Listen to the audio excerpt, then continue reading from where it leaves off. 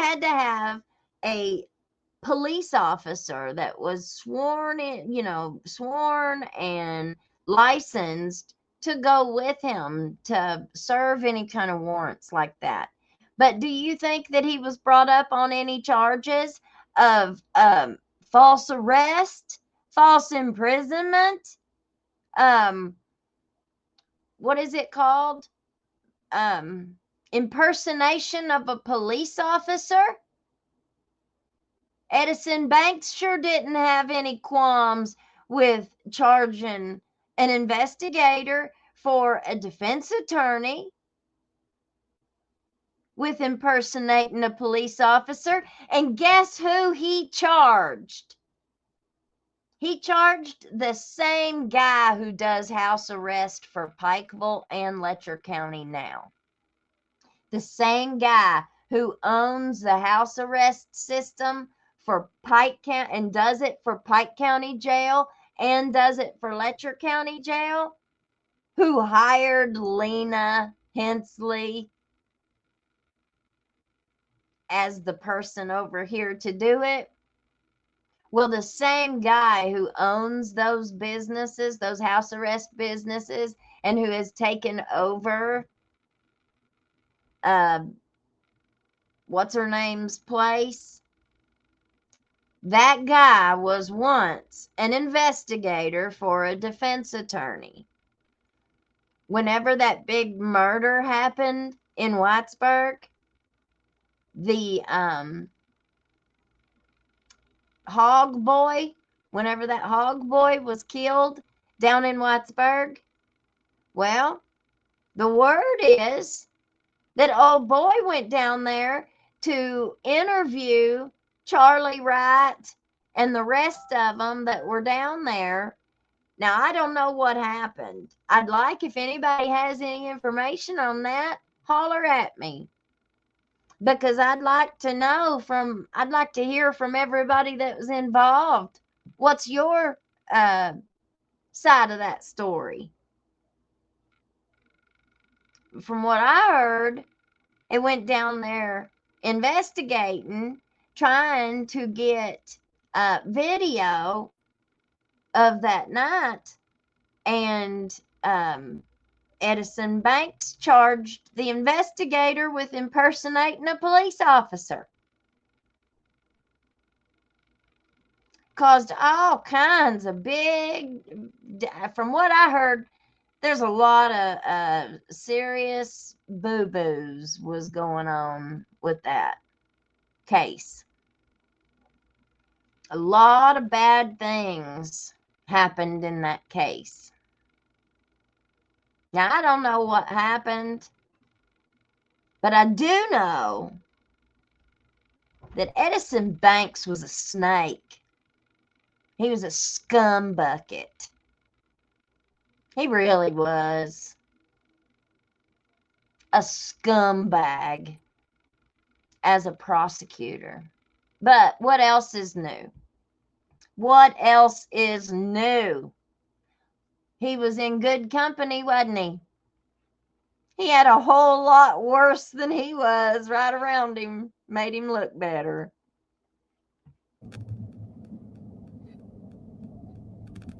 Just trying to get a mind frame of what you do, because I'm not from this area, and everybody does stuff different. Like up here where I'm from, the monitoring, that doesn't happen. It's not run that way. So I'm kind of clueless. So I'm just trying to get an idea.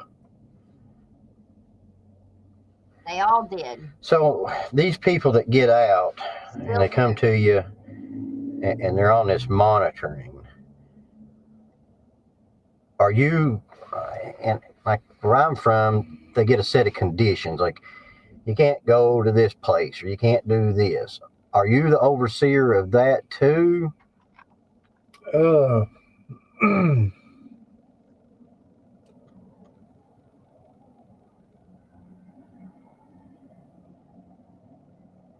If somebody violated their house arrest, left without permission or anything of that nature, I would be notified, I guess.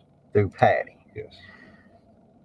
But let's say I get out here and I'm on bond and I'm you're monitoring me and I get arrested for DUI.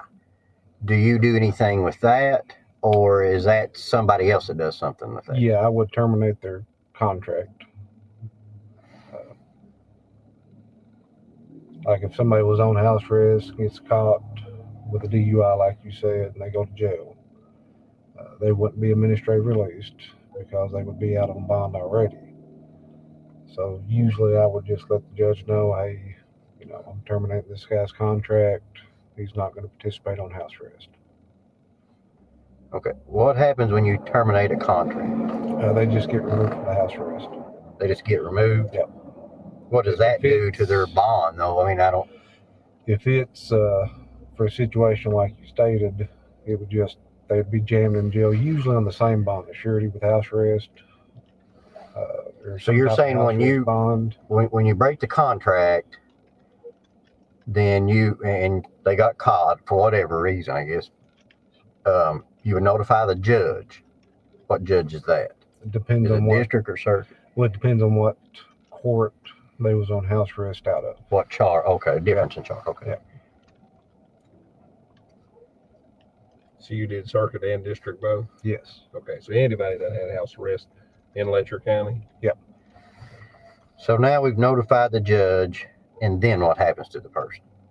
That would be up to the court system. Up to the court. You didn't do anything. You didn't go out and arrest them or anything. The only time I would go on arrest is if they actually violated or was currently violating their house arrest, left without permission, and if it showed on their GPS where they was at, then I would try to locate them. You'd go right then and go get them physically. I would attempt to. Okay. Yep.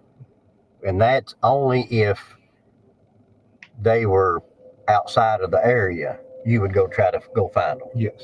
But if they were getting caught for something else, that was all up to the judge. Yes. Like if they had. And why would he be going out and looking for these people and trying to find them? That's not what they do. Anytime they even have warrants, like if somebody fails to appear for a court date and they issue a bench warrant on that person for a failure to appear, they don't go looking for them. They don't go out to their house unless the judge tells them to tell somebody to. Like maybe the judge is pissed off because somebody was supposed to be there and they didn't come. The judge could be like, I want you to go get them right now. Now that could happen. But if the judge hasn't specifically ordered that and he just orders a bench warrant for somebody, the sheriff's department is not going out with this warrant. It's not like they pick a day and say, which they should. They used to. Some people used to. They should have days where they serve warrants, where they actually go out and pick people up. They didn't do that here. They never did that here. Not that I ever saw. If somebody had a warrant, they just waited until they pulled them over, or they just waited until they saw them and they ran across them. They don't go out looking for them specifically. So, unless it's a special case. Ben didn't have no reason to do that. He didn't have no reason to go out to these women's house or go out and try and hunt them down. He didn't have no business doing that. They used house arrest, the jail, and the rehab as their own personal hunting grounds. That jail was a sex dungeon where these women were absolutely blackmailed, extorted, and forced into this cycle of trafficking.